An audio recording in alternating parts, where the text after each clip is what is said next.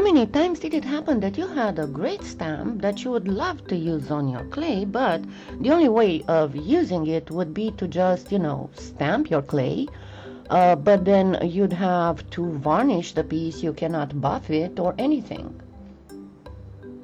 So I have this stamp and a slice of a cane I made the other day. And I'm going to imprint the stamp really, really well on that slice I have, that I have put on some scrap clay to give it more depth and thickness. Now, next thing I will be doing is to get my little sculpting tool and deepen a little bit more some of those lines, because I want them to be very, very deep.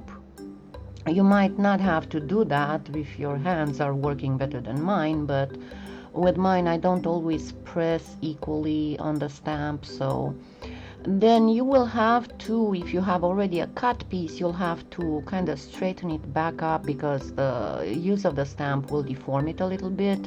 If you go straight on a piece of clay, on a sheet of clay, you'll only have to cut it.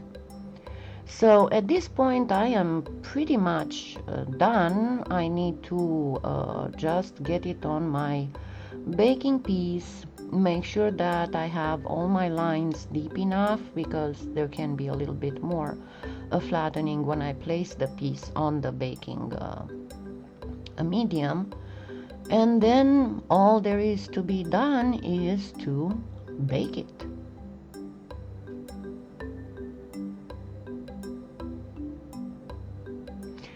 Now, next, remember how we did the snow in the poinsettia ornament?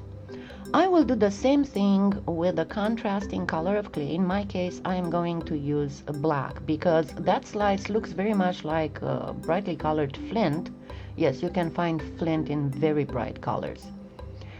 And I want it to look like a petroglyph. So I am going to soften my clay just with liquid clay until it gets stretchy.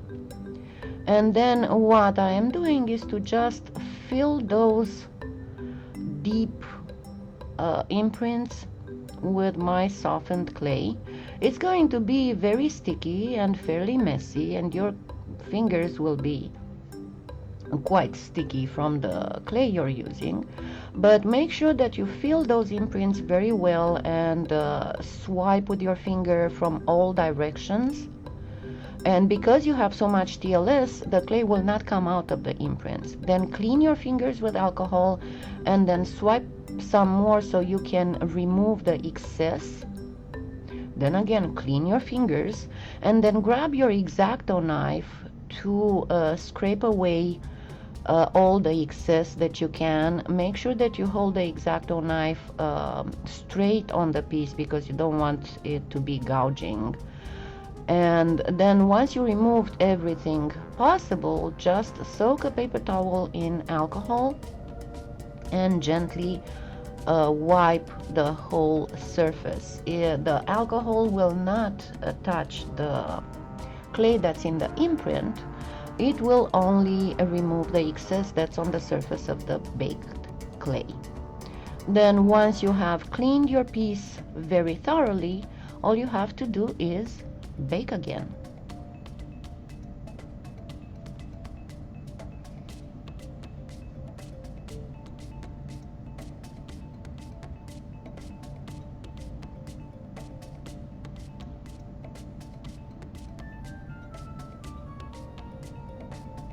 And this is my piece, nicely sanded and buffed. So this is how you can do a clay inlay in a stamp imprint. Happy claying!